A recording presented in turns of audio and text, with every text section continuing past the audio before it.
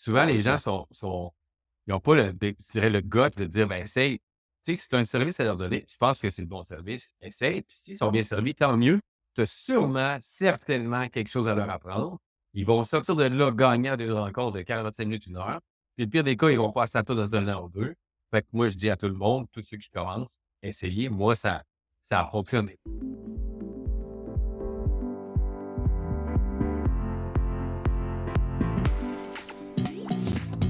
Vous écoutez Les Pros de l'assurance, présentés par Emma Assurance Vie. Bonne écoute!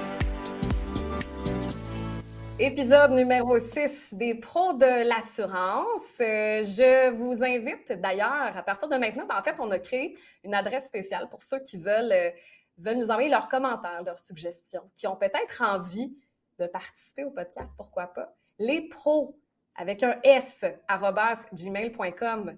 Vous pouvez maintenant nous rejoindre comme ça pour, comme je le disais, nous donner vos impressions et vos suggestions. On est toujours très, très, très ouverts. Félix, bonjour! Hey, salut Christine, content d'être encore une fois présent pour un podcast avec un invité super intéressant de Jean-Michel Parent. Fait que vraiment hâte d'avoir cette conversation-là avec toi. Jean-Michel, planificateur financier, conseiller en sécurité financière chez Planica. C'est notre deuxième victime chez Planica. Comment vas-tu? Ça va très bien. Merci de l'invitation. Je suis excité de faire mon premier podcast à vie. Je vais essayer d'articuler et être sur la coche. Premier podcast à vie, j'aurais pas cru ça venant de quelqu'un qu'il y a du monde de radio dans sa famille. Là. Exact. Il y a des monde de radio dans ma famille. J'ai refusé quelques fois des invitations. Vous êtes mes premiers cobayes. Peut-être après ça, ça va être une nouvelle carrière. Puis je vais donner un pro des podcasts et un pro de l'assurance. On te le souhaite. On te le souhaite. Jean-Michel, comme je le fais avec tout le monde, il y a le titre, puis il y a l'humain aussi. Donc, qui es-tu en quelques mots? Hey, je me dirais jeune de 38 ans, mais comme on dit 38 ans, c'est un vieux quand on est jeune. Père de 2 enfants qui essaie de maintenir l'équilibre de vie entre le travail qui me passionne énormément, puis la famille et les amis. Puis moi, dans le fond, mettons, on parle de Jean-Michel, un peu carrière.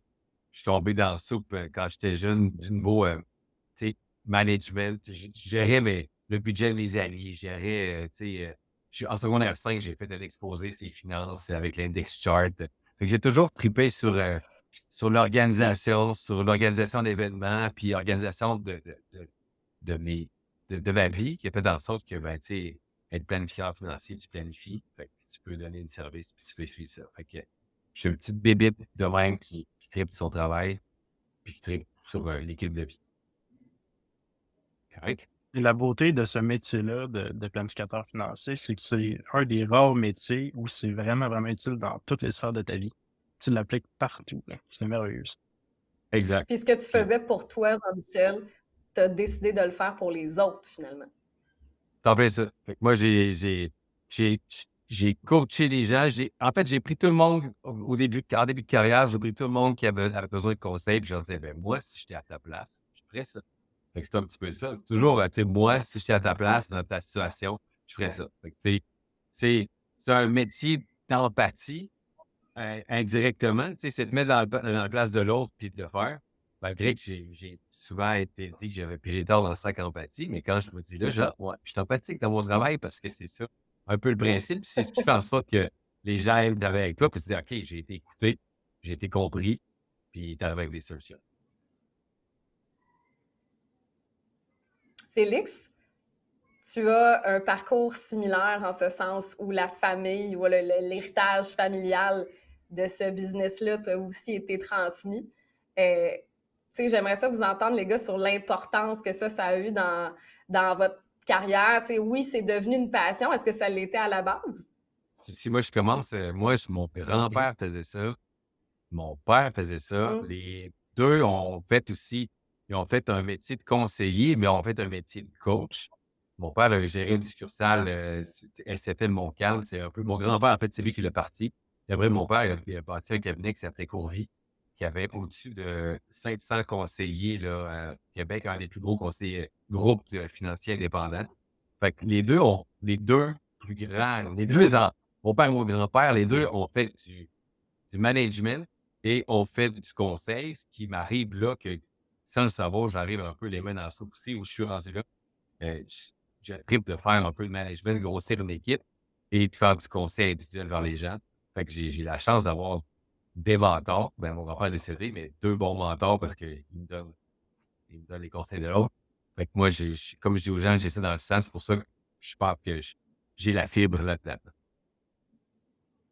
Toi, Un peu comme Félix? ça, similaire à toi, là. Tu sais, moi, c'était mon père là, qui travaillait pour une compagnie d'assurance, puis il était directeur des ventes, on est devenu directeur d'agence. Puis ceux qui connaissent les termes, vous savez quelle compagnie d'assurance que je parle.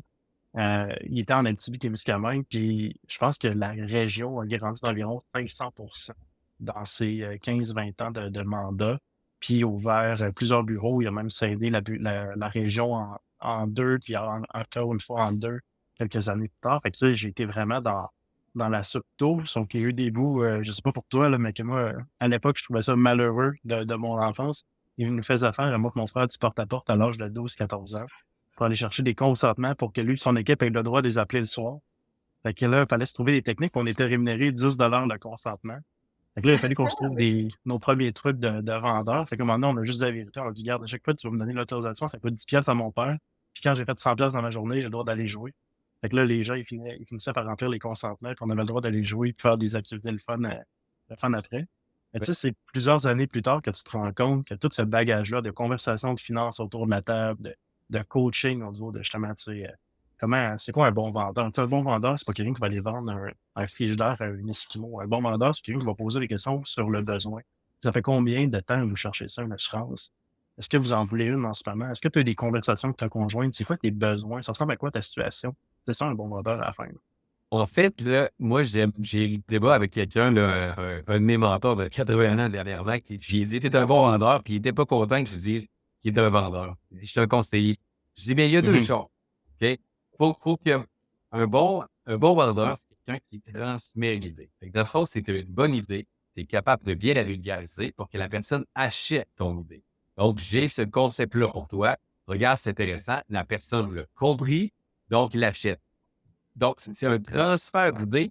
Le vendeur, c'est juste la personne qui va juste dire, hey, vas-y, donne-moi mon 10$, je vais aller faire ça après, puis ça va être réglé. C'est juste la finalité. Fait que le vendeur, c'est lui qui va réussir à prendre action à la fin, mais un bon conseiller, c'est transférer. Puis, si tu fais transférer, la vente se fait toute seule. Fait que Exact.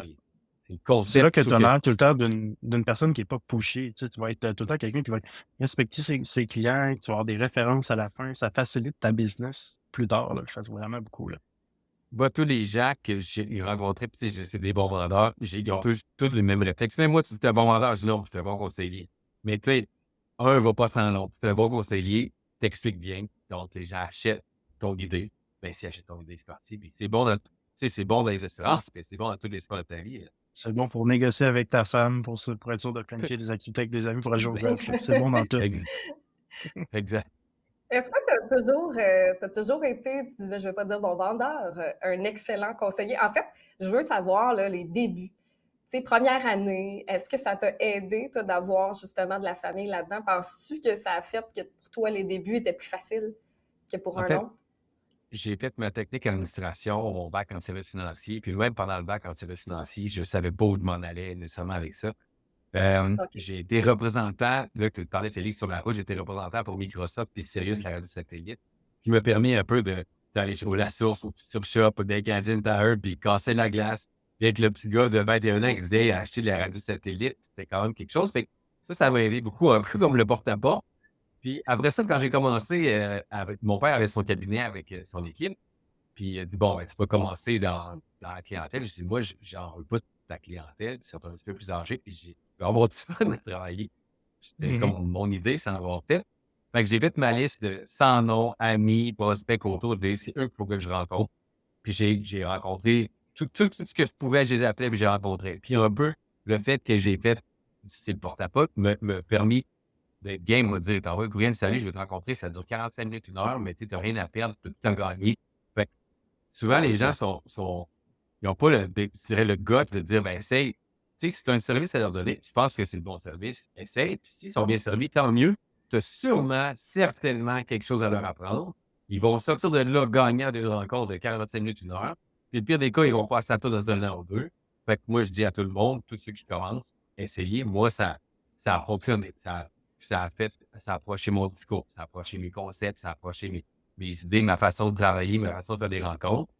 Fait que ça a été ma première année, c'était ça. N'importe qui, let's go, aux genres d'assurance, placement, compte d'intérêt élevé. Je me rappelle, après 3 mois, ma première paye était de 92 $. Après 3 mois, j'avais calculé de l'heure.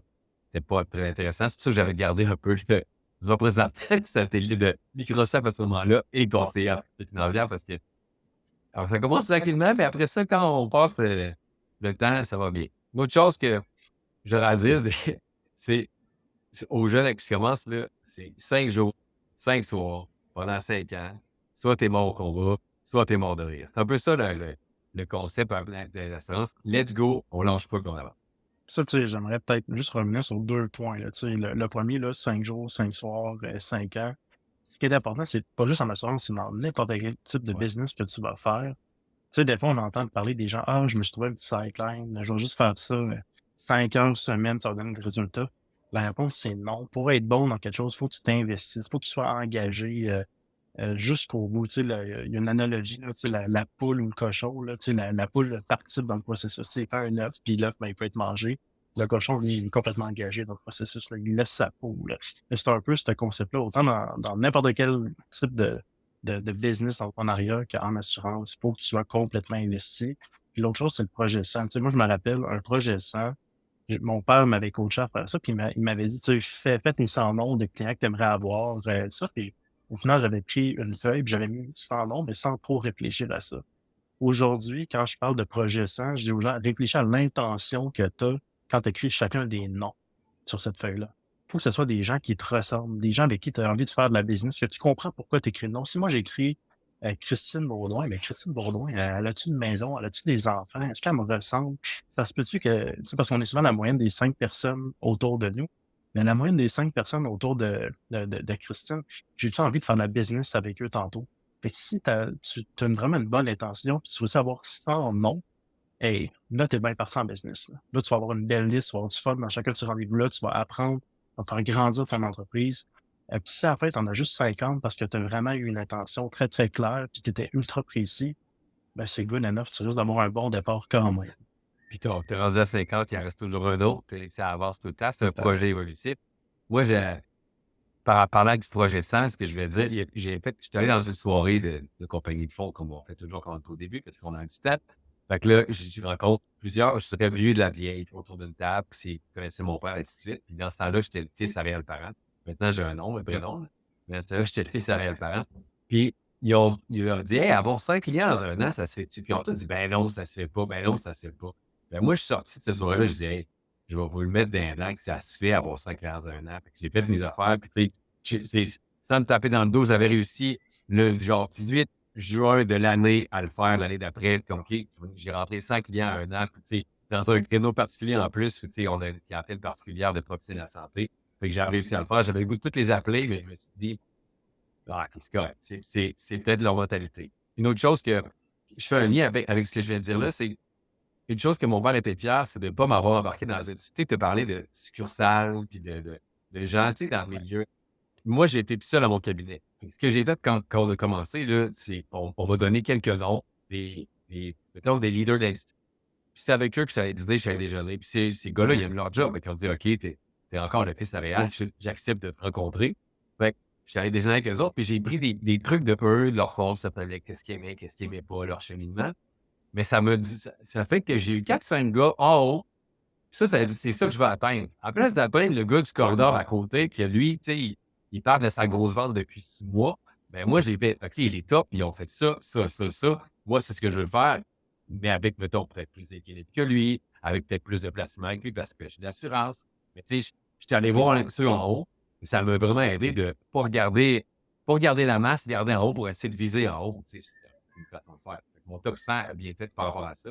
Puis le mentorat a bien fait par rapport à ça. Ah, c'est ultra important. Tu sais, on a fait un podcast là, la semaine dernière, je ne sais pas quand il va être diffusé, mais avec Marc-Étienne Salvaille, puis c'est un peu une des choses qu'il dit, c'est l'importance de toujours apprendre, mais tu sais, de t'entourer de mentors qui vont te permettre d'apprendre, puis de te pousser, puis des fois, juste d'avoir des comptes à rendre. Tu sais, moi, j'aimais ça, mais c'était un déjeuner par mois avec mes mentors. Puis je me fixais un objectif. À chaque fin de déjeuner, il fallait qu'au prochain, j'ai atteint tel objectif.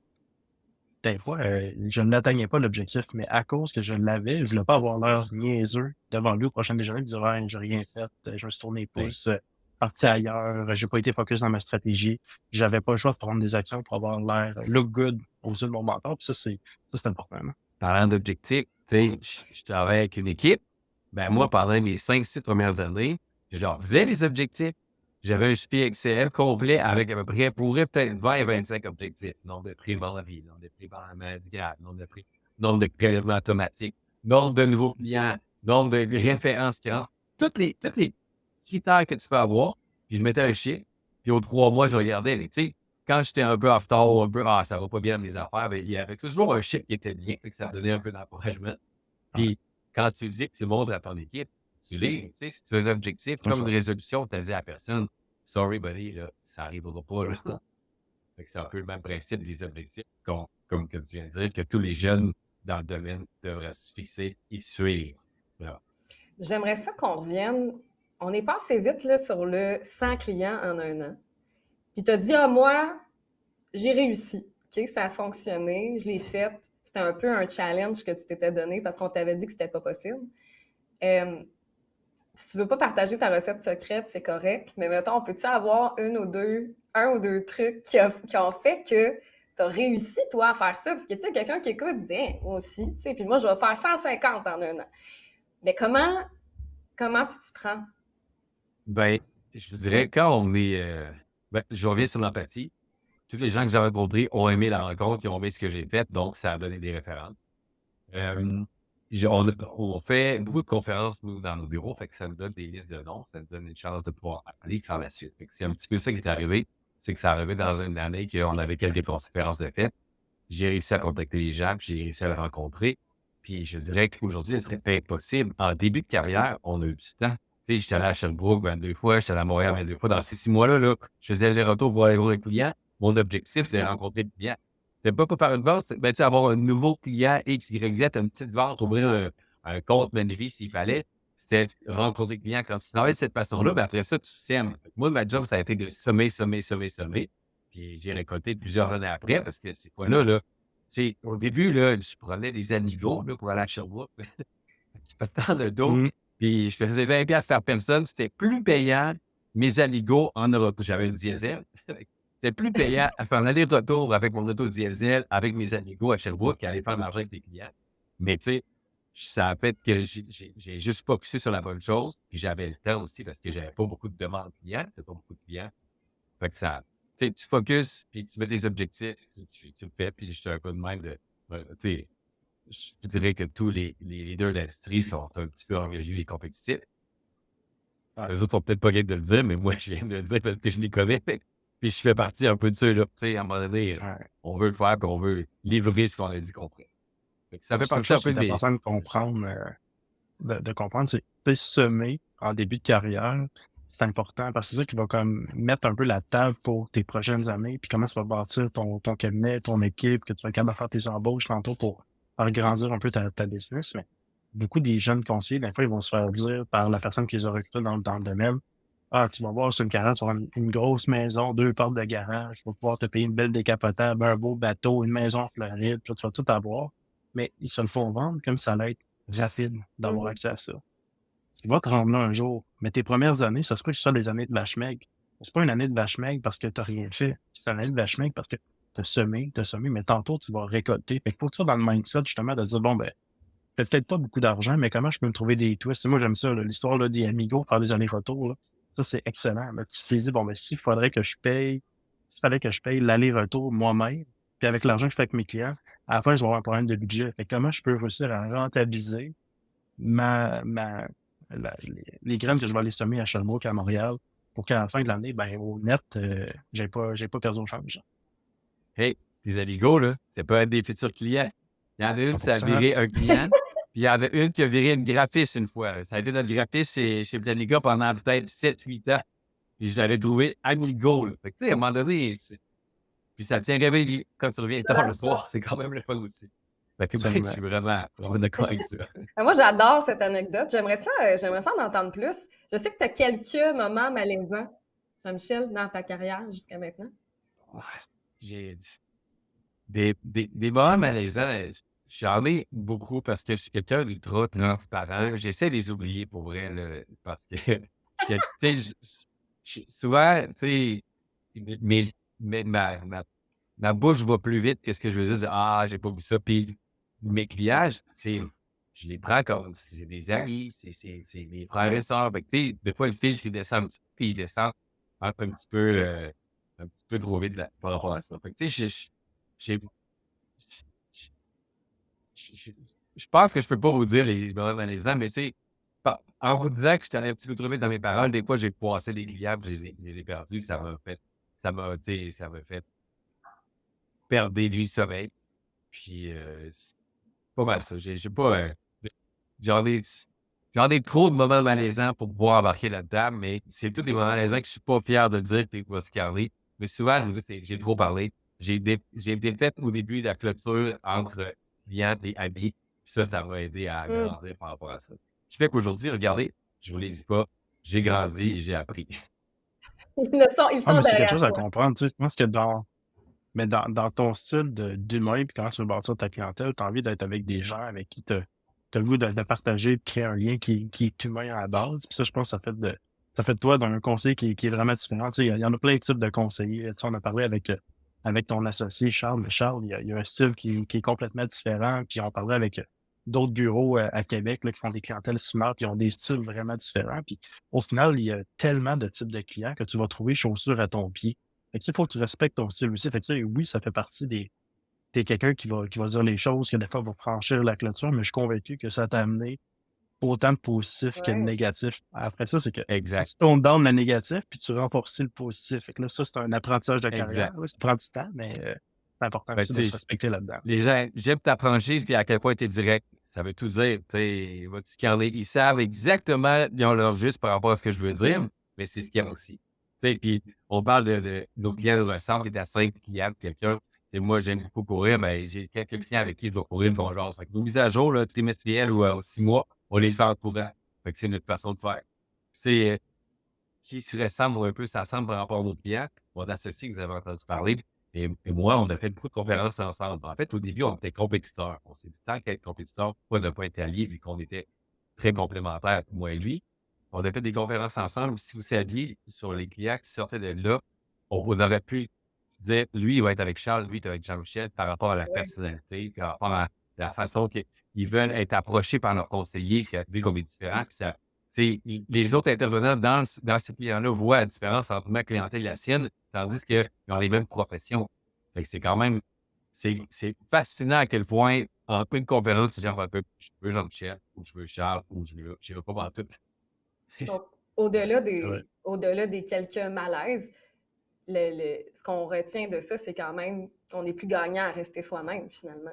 Parce qu'au-delà de ces petits anicroches, il y a tellement de gains pour toi, il y a tellement de. Puis, tu sais, le bouche à oreille du client qui est ton client et qui te ressemble, ben généralement, cette personne-là se tient avec des gens qui lui ressemblent. Donc, toi, ça va t'amener de la clientèle qui est le genre de clientèle que tu veux, finalement. Exact. Tu sais, je suis straight to the point, un peu coach financier. Les gens, ben, regarde, appelle Jean-Michel, il va être coach, puis il va te dire, tu sais, voici où t'ajuster, où t'améliorer. Il ne dira pas, tu sais, les gens, souvent, on a peur aussi en début de carrière d'être un yes man. Il y a quelqu'un qui va te dire, Mm. j'engage pas un yes man, moi, là. J'engage pas quelqu'un qui va me dire oui, oui, oui. J'engage un coach, j'engage quelqu'un qui va me diriger à quelque part. Puis ça me, tu sais, ça m'a pris 2, 3 nuits de réflexion. OK, je sais pas, c'est quoi un yes man? Et où la limite? Et où la limite d'imposition? Et où la limite où je veux aller? Mais ça m'a fait réfléchir, ça m'a amené, puis que maintenant, cette personne-là m'a juste dit ça, mais elle fait, ah, non, quelqu'un me dit, je vais faire telle stratégie, je fais pas, oui, oui, c'est beau. Ouais, mais t'as-tu pensé à ça ou t'as-tu pensé à ça? T'as les 2 mains sur le volant, mais moi, je suis ton coach à droite, puis tu veux pas pogner le dallo, là? Voici quelques conseils, puis c'est ça ma job de coach, de dire, ben, ça se peut que tu pognes le dallo de telle façon, je te l'aurais dit. Fait que, puis, C'est ça. il y a quelque chose dans la vie qu'il faut dire, tu sais, il n'y a rien de pire que de dire avoir su. Fait que moi, ma job, c'est de te dire, c'est su, mais là, c'est pas le dallo. Tu le savais, tu peux pas dire avoir su. Ma job, c'est que tu le saches. Fait que c'est vraiment ça par rapport à. Mais là, des fois, la différence, puis c'est un travail qu'il faut faire comme conseiller, parce que des fois, là, tu vois la personne, elle s'enligne dans le dallo, tu vas lui dire la bonne information, mais elle a quand même envie d'y aller dans le dallo, elle veut vivre son malheur. ben, laisse-la, mais sois prêt. Tu sais, tends la main quand elle va être prête à t'écouter puis à suivre ton plan. Mais sois présent, sois pas hargneux ou orgueilleux en disant je te l'avais dit, je te laisse t'arranger avec mon trou. Ben ça, c'est là, je pense que des fois, il y en a qui ils tombent dans le côté pervers de la chose. Là. C'est pas parce que tu avais l'information que tu peux pas tendre la main et être empathique pour l'aider à se relever après. Là. Pas des. Là, tu me prends la balle au vol parce que le Dalo, puis qu'est-ce qu'il y en a, là? C'est pas, c'est pas un malaise, là, mais une chose que j'adore, moi, c'est qu'un client décide de dire, ben, regarde, je vais aller voir chez le voisin si le gazon est beau, puis il revient. Mais quand il s'en va voir le voisin, là, à la place d'être hargneux, comme tu dis, puis de dire, ah, tu sais, puis travaillez pas sur le dossier, puis à un moment donné, la décision est prise, il n'y a pas de bonne, il n'y a pas de mauvaise décision, il apprend. Mais rester smooth avec, puis revenir, puis questionner, puis retravailler avec lui. Quand on a un book d'assurance et de placement, des fois, le client s'en va en placement avec du reste en assurance. Ben, il garde de bonnes relations, ça se peut qu'il revienne en placement. Fait que c'est l'affaire que j'adore le plus, en fait. Là. Dans les meilleurs ou les meilleures tapes dans le dos, là, c'est souvent le client qui dit, hey, finalement, tu sais, je suis allé voir le gazon à côté, puis il y avait plus de puissance avec chez vous, puis bien tard, je reviens, tu sais. Ça, c'est Moi, ça super. m'a toujours fait capoter d'entendre des conseils parce que dans ce domaine-là, il y a des clients qui transfèrent chez toi. Il y en a qui vont transférer out. Ça arrive, comme tu dis. Tu sais, moi, j'ai toujours été du genre de comme, écoute, moi, comment je travaille, j'ordonne tes papiers, je les classe, tout est bien fait. Fait que, hey, voici le dossier, t'as juste à y remettre. Puis, alors, j'ai mis une feuille de résumé de où on est rendu dans ta planif. Il peut la lire, il peut repartir du from scratch, mais voici le travail qui est rendu. Je te souhaite d'avoir du bonheur avec cette personne-là parce que je me dis tout le temps, si je commence à crier après, à être méchant, à détruire l'autre, les chances qu'il revienne vers moi, si jamais il n'est pas satisfait ou qu'il se rend compte qu'il était mieux servi avec moi, sont pratiquement de zéro, voire dans le moins 1000. Il risque de descendre à toutes ses amis, ses connaissances, puis je vais avoir défaite le bon travail que j'ai fait pendant des années. Puis quand j'arrivais dans des dossiers où justement la personne transférait chez nous, puis que le conseiller avait vivre un moment négatif, la seule chose que je disais, c'était comme, ben, au moins maintenant, tu le sais, quel genre de personne que c'est de l'autre côté. Là, il vient de vivre une déception, puis le lacet a pété, puis là, il a éclaté. Sûrement qu'il va regretter chacun des mots qu'il t'a dit, puis il va mal dormir. Mais après ça, tu as une décision à prendre. Tu peux venir chez nous, comme tu peux aller le voir si ça te tente parce que tu te sens mal, puis envie d'avoir une autre conversation avec lui. Mais moi, ce que je t'encourage, c'est de travailler avec des gens qui te font sentir bien. Si tu n'as pas fait te sentir bien dans ce moment-là, ben, tu as déjà un peu une réponse à ta question. Tu es en train de prendre une bonne décision, de prendre les choses en main, d'aller travailler avec des gens avec qui tu vas avoir du plaisir toute ta vie. Sauf que, tu sais, les réactions humaines dans ces moments-là en disent vraiment long sur la personnalité puis ce que la personne vit. Puis est-ce que je peux vous donner mon exemple personnel? Parce que moi, là, comme cliente, Hein? moi, j'ai un planificateur financier depuis longtemps. Mon chum a un planificateur financier aussi. Et là, on est au point, on dit, ben, ça serait probablement mieux qu'on soit avec le même. Mais là, la décision que je vais prendre ou qu'il va prendre, tu sais, moi, dans ma position client, je suis également mal à l'aise de faire ce move-là parce que j'aime vraiment mon planificateur. Puis, ce ne sera pas une question de je t'aime ou je t'aime pas, c'est juste la logique de, tu sais. Fait que ce côté-là aussi, le client n'est pas nécessairement en mode, tu sais, de choix. C'est pas personnel. En tout cas, dans mon cas, c'est comme, Moi, je vais j'ai me dit, sentir mal. Il va falloir que j'écrive un courriel. Il va falloir que je l'appelle, puis que là, je dise. Puis, et c'est ça, j'ai là, mon c'est pas truc. facile.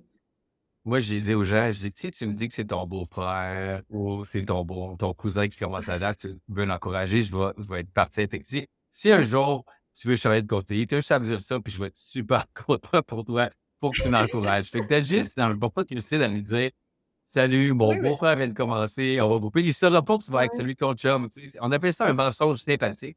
Je pense que ça fait un bon sur la plaie de ton Mais côté, Clem c'est Axel. ça, c'était juste pour donner la perspective. Parce que effectivement, en tant que planificateur, tu te sens peut-être, Ah, c'est comme une trahi. attaque. Mais dans le fond, venant du client, c'est pas nécessairement ça. Il y a aussi une espèce de tristesse, puis de je m'excuse, mais c'est la vie. Bon. J'ai Mais aussi ça remarqué au s'explique, fil. c'est juste jamais des moments le fun à vivre. Mais, tu sais, ça Non, non, s'explique. non. Puis, tu sais, tu travailles avec un bon professionnel en ce moment, il va le comprendre. Là, tu sais. C'est ça. Tout ça fait du sens. Si jamais les deux vous sentez mal à l'aise, facile, Christine, tu m'appelles après, On va après voir ça, je deviens quelqu'un ton d'autre. planificateur financier. Les deux, vous quittez, je choisis un nouveau. Fait que là, les deux sont décidés de chaque côté. Il n'y a personne qui a été privilégié. Voilà. Mais tu sais, Voilà. il y a des façons de dire Faites les une appel choses. d'offres. Puis, Mhm. OK. Parfait. j'ai remarqué aussi, moi, les gens que j'ai. Tu sais, je parlais de la barrière tantôt, tu sais, tu veux être proche de tes clients. Ceux que j'ai été Ouais. trop proche, tu allé un peu trop loin dans la proximité. Ça a été des fois ceux qui sont partis peut-être plus vite aussi en termes. Tu sais, il faut que tu gardes un statut de conseiller financier, qu'est-ce qu'il y en est. Puis quand ça devient trop aller, trop proche, trop proximité, et si certaines personnes, ça a été les premiers à partir, je dis, hey, ça se peut pas. J'ai tout fait pour eux autres. Je les ai pris à déménager, j'ai quasiment peinturé dans leur maison. Tu sais, j'exagère. Mais tu sais, je suis allé tellement loin dans mon conseil, dans mon approche. Ceux qui s'en vont, je dis, ah, peut-être que. Puis j'ai parlé de ça avec quelques intervenants aussi. On dit oui, ceux qu'on en donne plus, on ne sait pas pourquoi il y a quelque chose qui se passe plus haut. Et ils quittent la relation des fois plus vite. C'est spécial. Puis garder un statut aussi, c'est quelque chose que j'ai appris avec le temps. Tu sais, faire le client, qu'on parle de changer de conseiller, moi, c'est ce qui m'a fait m'endormir, tu sais, mais ce qui a été une grande réussite, c'est à chaque fois que c'est arrivé, en place de dire à la personne que je perds un client, tu parles avec ton équipe, tu parles avec ta gang, tu vois ce qu'il y en est, tu essaies de parler au client, pourquoi, qu'est-ce qu'il a fait, qu'est-ce qu'il y a de plus, y a-t-il une raison, qu'est-ce que j'aurais pu faire, puis regarde, je reste présent, mais après ça, tu sais, puis rester en contact avec la personne s'il faut. Puis moi, j'ai grandi, tu sais, il y a quelque chose, des fois, j'avais pas le permis approprié pour ça. Mais quand j'ai perdu un client parce que j'avais pas ce permis-là, je peux te garantir que 6 semaines après, j'étais allé chercher le permis, ça n'arrivera pas 2 fois, tu sais. Fait que, à la place de voir ça comme un échec, puis de tout mettre en... Parce qu'on a toujours peur à l'effet de vidéo, hein. Il y en a qui partent, l'autre part. Peut-être tu vois tout le temps ça. Tu dors pas pendant la nuit, puis c'est l'effet qui se passe. Mais à la place de dire, voir l'effet de vidéo, de dire, OK, il y en a qui viennent de descendre, c'est peut-être l'effet de vidéo. Comment je fais pour l'arrêter? Comment je fais pour passer de ça? Être le meilleur conseiller depuis que ça arrive. Donc, tu sais, j'ai exemple. Je pense que l'exemple est bon pour tout le monde. On s'occupe bien de notre client, Monsieur X.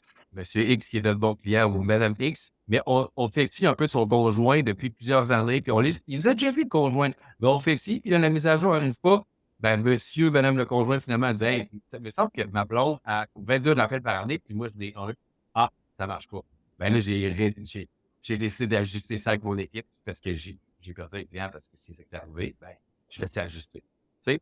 Fait que c'est tout dans des petits exemples, mais tu sais, le fait que, en place de dire, parce que lui, il valait rien, non. Faut pas que tu aies l'excuse sur l'autre. Toi, qu'est-ce que tu aurais pu faire pour t'ajuster? Puis, quitte à, c'est peut-être 4 courriels pour aller à l'autre personne, ça coûte pas cher 4 courriels, puis il a senti qu'il a été pris dans la charge, même s'il n'y avait rien à faire avec, aucune épargne, aucune assurance, puis d'égalité, ça peut être rentable pour ton client. Que toi, tu l'aimes. Non, mais c'est la bonne chose. En fait, tu demandes à ton client, aide-moi à grandir là-dedans. Tu sais, qu'est-ce que je peux apprendre de tout ça? Puis les clients sont honnêtes. Là, quand tu te montres vulnérable, tu t'ouvres à eux, ils vont te le dire. Il n'y a pas de gêne. Là, tu sais. Le but, c'est pas de leur faire changer la décision, c'est juste de mieux comprendre. Puis quand tu agis de la bonne façon, c'est drôle comment quelques années plus tard, d'un fois, ils retontissent puis ils disent hey, finalement, j'ai peut-être un petit placement pour toi. Fait que finalement, de fil en aiguille, ben, tu retrouves ton dossier. Là. Exact. Puis, tu sais, on parle au côté d'assurance. Tu sais, dans le niveau bancaire, tu sais, souvent, on parle de clients en remplacement, exemple, on regarde l'assurance. Ben, au niveau bancaire, là, si tu restes présent au niveau de l'assurance, c'est sûr que dans 6 ans, il y a probablement changé de conseiller financier, puis il y a des chances que ça revienne. Fait être présent, être image, ça va toujours être bien, puis ça peut faire partie du suivi qu'on parlait là. C'est quoi ta plus grande fierté, Jean-Michel? Euh, Quelles sont tes je plus je grandes vais. fiertés? Ouais. Une je sais pas si c'est une fierté, là. Tu sais, on parlait mon oncle dans le temps qui fait de la radio, j'ai le parent, il disait, moi, j'ai la plus grosse équipe radio à Québec. Tu sais, puis il disait, tu sais, il disait souvent ça à la radio, puis moi, je l'écoutais. Puis ça me chicotait un peu, puis il disait, j'ai des gens meilleurs que moi autour de moi, puis c'est un peu ça que j'ai suivi comme conseil indirectement, tu sais. C'est d'avoir bâti l'équipe. Tu sais, j'ai 12 personnes qui travaillent dans mon équipe avec moi, des experts dans chaque domaine que je considère tous meilleurs que moi dans leur expertise. Fait que ça fait partie c'est ce qui me garde aussi en équilibre, c'est ce qui me motive aussi, puis c'est ce qui fait en sorte que je suis fier de voir que je garde une équipe de vie grâce à ça. C'est parce qu'on peut travailler tout le temps dans notre travail. Fait que l'équipe en arrière, là, je trouve ça vraiment le fun. Le conseil revient un peu par rapport à cette fierté-là, qui est arrivé en début de carrière de mon père qui a dit, tu vas avoir un choix à faire éventuellement de voir si tu t'appelles, exemple, Service financier Jean-Michel Parent ou Planiga. Donc, est-ce que tu veux que ce soit Service financier Jean-Michel Parent qui soit devant? Donc, tout passe par toi. Tu es la courroie de transmission. Tu as besoin de travailler, ainsi de suite. Versus, est-ce que c'est Planiga qui est plus fort que toi? Le nom, les gens achètent Planiga, achètent un processus et ainsi de suite. Puis moi, ça n'a pas été long. J'ai fait, OK, non. Service financier, que là, je voyais, il y a encore une fois mes mentors qui travaillaient tout le temps. J'ai dit, non, service financier, X, Y, Z, ça ne marche pas partout. Fait que ça a été le cabinet avant tout, bâtir une équipe puis une synergie. Fait que ça, je pense que c'est une des fiertés que j'ai d'avoir mis l'équipe en avant, d'avoir mis des gens sur leur X, dans l'équipe. J'aime beaucoup leur demander qu'est-ce que t'aimes, qu'est-ce que t'aimes pas faire, puis après, de leur dire qu'ils fassent ce qu'ils n'aiment pas faire. Je dis, on va trouver la place où tu es ton X. Si t'aimes juste les assurances, on va faire juste l'assurance. Si t'aimes juste le placement, on va faire juste du placement. Si t'aimes un peu faire tout, tu vas faire un peu tout. Qui fait en sorte que notre équipe, est performante parce que tout le monde se lève le matin et aime faire ce qu'ils font. Fait que je vous dirais, c'est ça, une de mes grandes fiertés, le travail d'équipe puis ce qu'on réussit à bâtir avec on s'appelle le speedboat, là, ensemble, là, fait que vraiment ça. J'en ai plein d'autres, mais j'arrête à celle-là. Ouais, mais tu sais, ce qui est intéressant dans, tu sais, bâtir un cabinet, c'est que toi, c'est pas quelque chose que tu dis, bon, un matin, tu te lèves, tu as décidé d'un nom, puis tu le fais, tu sais, ça se fait autour de tes forces à toi aussi, là. Fait que, tu sais, je pense, des forces qu'il faut qu'ils définissent, c'est quoi l'élément différenciateur qui fait que n'importe qui au Québec, au pays, te choisirait pour cette raison-là. Après ça, ben, c'est de bâtir autour de ça. Tu sais, il y en a que des fois, ils vont bâtir un cabinet avec un nom parce que c'est des experts en développement des affaires. Tu sais, eux sont bons là, pour mettre de la nourriture sur la table, s'assurer que tout le monde ait de la business. D'autres que c'est des experts en fiscalité. Tu cherches moi pourquoi, mais ils ont une passion, là. Quand tu te couches le soir, là, c'est pas les nouvelles qu'ils écoutent, là, ils lisent sur la loi fiscale, puis c'est ça, là. Et ils vont trouver des gens autour d'eux pour bâtir, puis de bâtir un nom. Fait que, tu sais, ça part tout le temps de soi-même, mais ça se bâtit pas du jour au lendemain en claquant des doigts. C'est pierre par pierre, brique par brique. Là, tu vas bâtir ton cabinet, mais ça serait quoi comme, tu sais, le jour que tu as décidé de comme, hey, là, je deviens deux, là. C'est plus juste Jean-Michel, puis là, je deviens deux, puis là, je deviens trois. Ça a été quoi comme des étapes clés de ces milestones-là que tu savais que tu étais rendu à l'étape de rajouter une pierre, justement? Ben, si je reviens avec, tu sais, j'ai fait des allégos quand j'allais à Sherbrooke, là. Ben, mon premier adjoint que j'ai engagé fait 16 heures semaine, mais son salaire à lui, annuel, était plus élevé que le mien. Fait que, tu sais, il savait très bien où est-ce qu'il en est. Lui, il avait commencé à le domaine, puis il avait peut-être moins trippé être travailleur autonome, il avait mieux être adjoint. Fait que j'ai dit, il y avait du temps de libre, il était adjoint avec quelqu'un d'autre, il a commencé à 16 heures semaine, puis on a eu une croissance ensemble, puis le même était rentré, bien sûr. Fait que, tu sais, j'ai eu la chance d'avoir quand même les deux, trois adjoints dans mon père quand on a commencé pour m'aider dans l'administration. Moi, ce qui a fait un peu, sans répondre à ta question, Félix, mais je vais essayer de le faire, c'est que moi, j'ai toujours vu engager quelqu'un comme un investissement pour une dépense. Et souvent dans notre domaine, les gens voient que j'engage quelqu'un dans mon équipe, j'ai une dépense. Je dis, ben non, moi, j'ai investi pour dans 3, 4, 5 ans. Comme quand j'ai semé pour dans 3, 4, 5 ans, tu as investi dans quelqu'un, tu réussis à avoir une façon de travailler. Cette façon-là va te faire accélérer. Moi, je me considère comme un excellent. Tu sais, tu as dit, il y a des gens qui veulent développer, puis des gens qui veulent être plus en arrière. Dans le domaine, j'aime dire, il y a des hunters, puis il y a des farmers. Fait que, tu sais, t'as les deux. Fait que moi, je me considère comme un bon hunter parce que j'aime ça développer, j'aime ça. Tu sais, une première rencontre avec un nouveau client, c'est ce que j'adore le plus. Mais après ça, j'ai des gens dans mon équipe, eux autres, qui aiment mieux être farmer. Fait que je trouve les bonnes personnes à la bonne place, puis on trouve notre spot, puis on travaille dans l'équipe, puis on fait ce qu'on aime. Puis, qui fait en sorte que ça fonctionne, c'est que les gens ont peut-être de la misère aussi quand ils ont une équipe qui commence à grossir. Donc, un peu ce que tu me dis, les milestones, c'est la systématisation. Tu sais, j'ai fait des ateliers lean avec mon équipe. C'est où que ça bug? Voici comment ça fonctionne. Quand je rencontre un client, le dossier sort comment? Tu sais, comment il va sortir d'un prêt? À qui il va aller? Comment le résumé de la rencontre va être envoyé?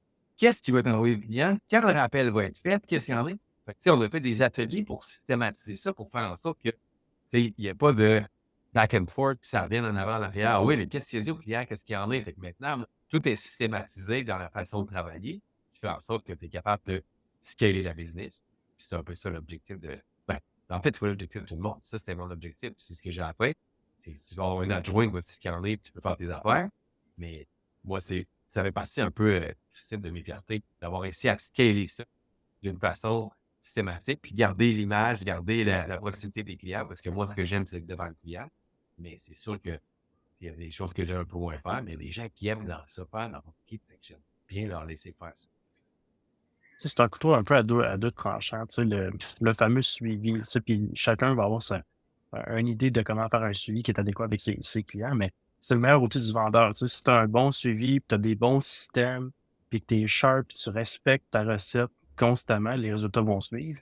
Puis si tu t'en fais moins, puis que là, tu dis, ah, moi, les systèmes, j'aime un peu moins ça, j'aime plus, je suis instinctif, mais tu sais que c'est correct aussi, mais c'est souvent la chose qui va coûter le plus de business, parce que des fois, tu ne parles pas de ton dossier parce que tu n'avais pas la bonne solution, parce que tu n'avais pas le bon pitch, parce que tu n'avais pas le bon lien avec le client, parce que tu n'as pas la référence, juste parce que des fois, ton compétiteur, il a envoyé son email ou son appel 24-48 heures avant toi. Tes clients, ça tombait qu'à ce moment-là, il était mûr pour prendre sa décision, puis il voulait get the shit done. Puis là, il est allé avec l'autre. Quand on a un gros dossier, c'est souvent là que ça se joue. C'est suivi, être sharp, être tout le temps là, puis d'investir du temps dans la systématisation. C'est important, mais pas jour 1. Tu sais, il faut que tu te laisses vivre un peu Mais quel non. genre de style que t'aimes. Puis une fois que tu as compris la recette que t'aimais bien, mais là, comment tu peux la répéter, puis il n'y a rien comme un bon système pour être capable de Mais faire ça. Sinon, tu n'y arriveras pas. c'est infaillible. Il est infaillible. Tu sais, et où ta faille? Tu sais, si dans pas de système, j'ai échappé ce qu'il y en a, pourquoi? Ben, il faut que si tu as une.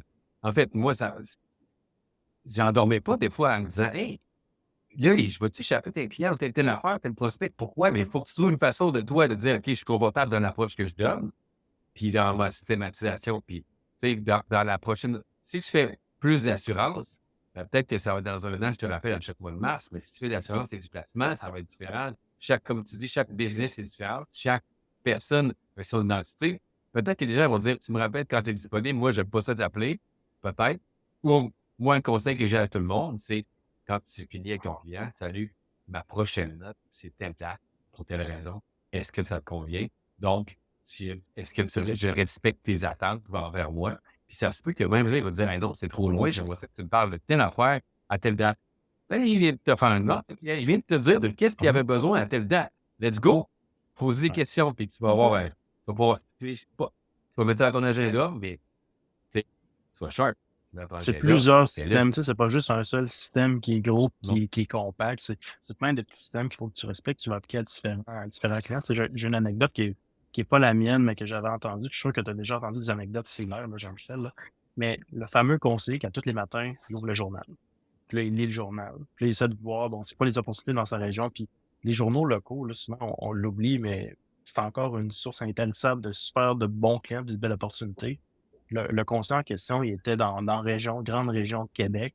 À chaque fois qu'il voyait un entrepreneur avoir un article dans un journal, il découpait l'article, il le plastifiait, il le mettait dans un cadre, il signait un mot à la main, comme de quoi qu'il était fier qu'un entrepreneur de la région ait réussi, puis que ça lui ferait plaisir de juste aller prendre un café avec lui pour qu'il entende parler de sa réussite et de son histoire, puis qu'il aimerait ça se nourrir de ça. Puis le nombre de rendez-vous que cette personne a eu de cette façon-là, c'est fou. C'est un des très gros conseillers dans la grande région de Québec pour les entrepreneurs, puis le monde corporatif, autant en Beauce qu'à Québec. Puis son système est simple. C'est à tous les matins, je me lève, je lis le journal, je trouve une histoire intéressante, je l'encadre, puis je l'achète. Si tu en fais une à tous les matins, au bout d'un an, prospect par jour, ça te fait 250 prospects par année. Exact. Excellent.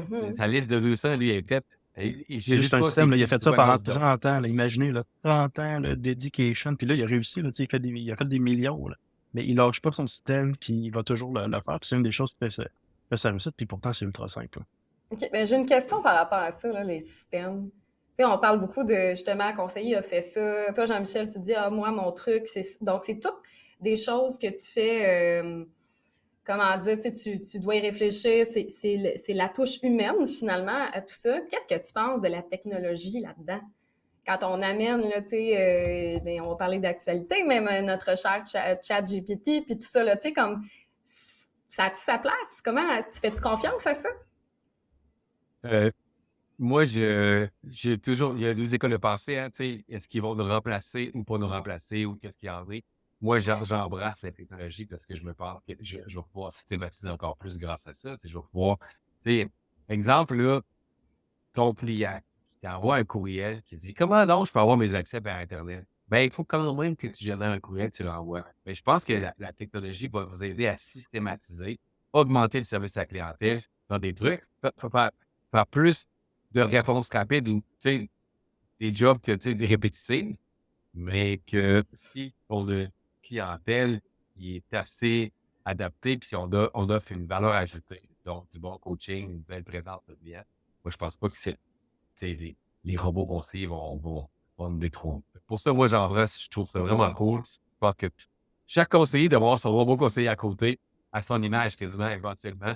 Je dis, regarde, mon robot fait ça pour toi. Quand tu as une question, écris mon robot. Puis moi, ça va être pour telle chose qui est plus en fonction de te connaître et tes besoins par rapport à ce qui est toi. Puis la technologie t'aide à systématiser. Fait que moi, je suis un gros partant d'écoute là-dessus. On est quand même déjà chez Blanca. On lit tout ce qui se passe, on regarde ce qu'il y en a. Mais le gros problème actuellement, c'est vraiment la confidentialité de l'information pour embarquer là-dedans. Fait que, tu sais, on est heurté à tout ce qui est sécurité informatique, puis c'est dans nos priorités, mais on est ouvert à plein d'idées de tout ce qui va se passer. On essaie de les leaders là-dedans, puis être à l'affût. Pas être en retard, en tout cas. Ce qui arrive, c'est qu'à terme, ça va remplacer un type de conseiller, puis c'est le conseiller que tout le monde sait, là. Celui qui est large, qui n'a pas ses suivis, qui fait ses appels de temps en temps quand ça y tente. Ce type de conseiller-là, ce sera plus possible pour lui de réussir parce que, de un, c'est pas juste une question des robots, mais dans les 20 dernières années, Internet nous a amené à un niveau d'exigence en service à la clientèle qui est du jamais vu dans l'histoire de l'humanité. Fait que ça peut plus te permettre d'être à demi-mesure. Il faut que quand tu t'investisses dans cette carrière-là, tu te dis, bon, ben moi, je vais donner un service top-notch à mes clients, je vais me différencier, genre les bons systèmes, je vais m'en trouver d'une équipe, je vais offrir une valeur ajoutée.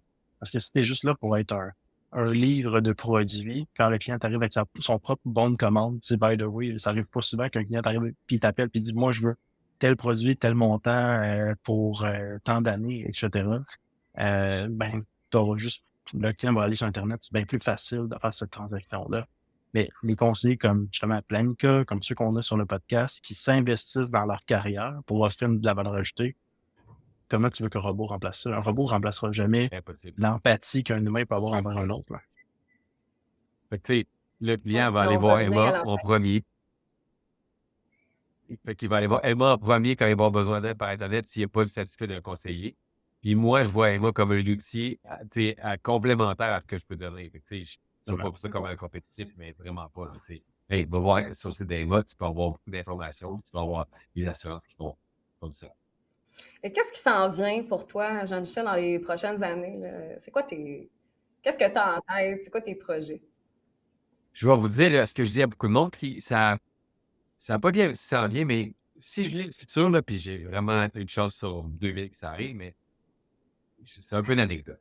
Voyez-vous, il y a 5-6 sortes de pharmacies. Tu sais, Pharmaprix, genre, ainsi de suite. Il y a 5-6 sortes de. Il y a IGA, Loblaw, Maxi, ainsi de suite. Ben, ça s'en vient vers les vétérinaires. Là, il y a 5-6 banques, RBC, ainsi de suite. Ça s'en vient vers les vétérinaires.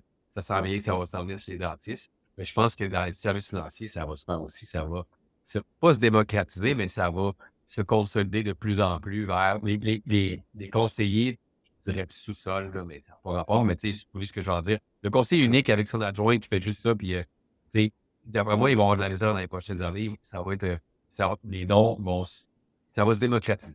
Fait que moi, ce qui s'en vient, on est déjà démocratisé chez Planica. Fait que ce qui s'en vient, c'est juste voir comment on positionne l'entreprise, comment on repositionne notre croissance par rapport à tout qui s'en vient. On a déjà ultra niché, on est déjà ultra performant, on est une équipe jeune. La moyenne d'âge sur Planica, c'est 42 personnes. La moyenne d'âge, c'est 36 ans. Puis tout le monde très, très, très compétent. Fait que on a l'avenir devant nous. Fait que ça va être de regarder les défis technologiques, puis regarder les défis de l'industrie, puis continuer à naviguer là-dedans, puis avoir du fun, parce que, tu sais, c'est ultra facile de bifurquer à gauche puis à droite dans notre domaine. Il y a des opportunités d'affaires partout, partout, partout, partout. Mais si moi, je ne suis pas spécialisé en fonds de pension, pourquoi j'irais proposer les fonds de pension-là, même s'il y en a besoin, fait que ça va être encore une fois se spécialiser, puis garder une tête froide, puis continuer à avancer là-dedans. Si on vient pour Planica et moi, nous, c'est ce qu'il y en est. Puis moi, mon fun dans Planica, tu sais, Charles, qui vous avez entendu parler, lui, c'est un gars de développement. Moi, je suis plus un gars de stratégie. Ça va être de réfléchir un petit peu à ça. C'est ce qui fait qu'on est complémentaires et que ça va bien. Fait que sinon, continuer à trouver l'équilibre. J'ai des milestones, tu sais, qu'on se met des objectifs. Mes objectifs sont différents. Pas je Excel, mais en temps de travailler, en soirée de travailler. Je travaille encore beaucoup, beaucoup le soir, en fonction de de mon âge. Je dis, OK, à tel âge, à 40 ans, j'ai vu ça, à 45 ans, j'ai vu ça, ça, ça. Fait que ça me donne une drive encore, mais la drive est différente. Tu sais. Exemple, j'aimerais ça un jour ne plus prendre les courriels. J'en reçois tellement. Ben, si je l'ai en tête, je le dis aux gens, je le dis à mon équipe, je vais peut-être le faire. Fait que c'est un petit peu, regarde, je vous dis, là, je viens de mettre un pied dans la porte un peu plus d'avancer à faire un jour ne plus prendre nécessairement mes courriels, mais juste gérer moins de courriels, quotidien. Un des mentors que j'avais, tu sais, son objectif à 50 ans, puis lui marchait par dizaines, là. Fait qu'à chaque dizaine, il coupait une journée dans sa semaine, puis il travaillait pas. Fait qu'à 40 ans, il travaillait du lundi au jeudi. À 50 ans, il voulait travailler du lundi au mercredi. Il dit à 60 ans, je travaille plus. Fait que, tu sais, c'était un peu son idée. Mais lui, c'était pas tout le temps comme un objectif de revenu, là. Il était, plus j'ai vieilli, plus je veux pouvoir mettre du temps dans ma qualité de vie. J'ai tellement pas eu de vie les premières années, que les 5 fameuses premières années, Exact. que là, je veux trouver un moyen de regagner ça, puis continuer d'aimer ma job. Puis c'est pas vrai que je l'aime le vendredi après-midi quand on s'entend les clients vendredi après-midi, c'est jamais la meilleure période ils ont envie de te parler, là, surtout l'été. Là. Nous, comme eux, on a envie d'être sur une terrasse avec un gin tonic. Là, ça, c'est juste normal. Fait que lui, il voulait respecter ça. Fait qu'à chaque dizaine, pas une année, pour lui, c'était clair, son plan était fait, puis toutes ses décisions étaient prises en conséquence de ça. Là. Moi, pendant 2 ans, j'ai dit 10 ans, 36 heures. J'ai ça à toute mon équipe, j'ai à tout le monde. Fait que j'ai pas réussi. Mais tu sais, j'ai réussi à bloquer certains trucs, certaines affaires. Grâce peut-être aux vacances, j'ai peut-être réussi à le faire, tu sais, parce que je considère que le temps supplémentaire que j'ai fait dans mes grosses semaines, je l'ai mis dans mes vacances. Fait que toute l'année, j'ai fait peut-être 36 ans, 36 heures. Mais tu sais, en le disant, en y réfléchissant, mais tu avances. Fait que c'est comme des résolutions. Fait que chaque conseiller devrait se mettre des résolutions, les mettre par écrit, les suivre, puis les dire. Tu fais après ça, c'est sûr des fois pas. Si tu veux faire une grosse vente dans ta vie un jour, là, ben dis-le. Moi, dans la vie, je vais faire une grosse vente de temps de prix. Ben dis-le. Il y a bien plus de chances que ça arrive que ça te tombe dessus si tu le dis que si tu le dis pas.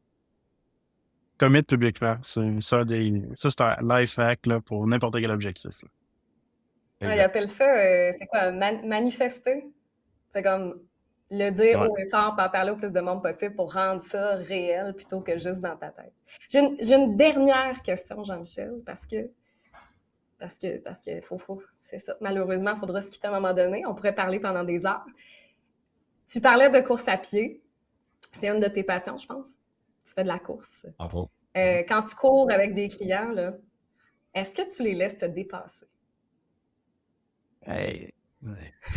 Choisis.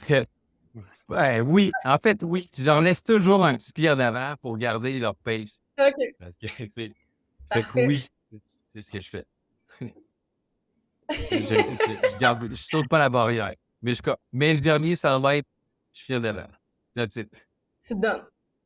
Excellent. Là, ce qui est bon, c'est que on va trouver un moyen que tes clients voient ça avec qui tu cours. Comme ça, ils vont dire non, là, on va courir à ton pace, voir qu'est-ce qui se passe. C'est ça, exact. Je suis correct. Merci beaucoup, Jean-Michel. C'était vraiment, vraiment intéressant. Merci, Jean-Michel. Merci, Félix.